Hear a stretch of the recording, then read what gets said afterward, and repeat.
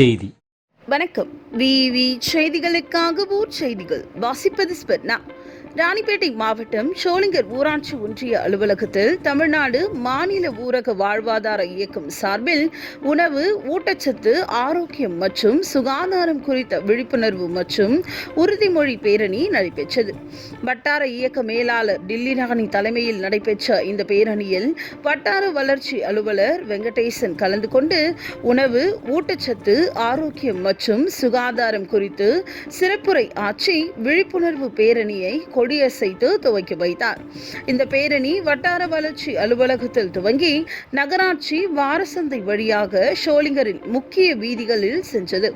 இதில் ஒன்றிய அளவில் மகளிர் சுய உதவி குழு உறுப்பினர்கள் பங்கேற்று உணவு, ஊட்டச்சத்து, ஆரோக்கியம் மற்றும் சுகாதாரம் குறித்த பதாகைகள் ஏந்தி கோஷங்கள் எழுப்பி விழிப்புணர்வு ஏற்படுத்தினர்.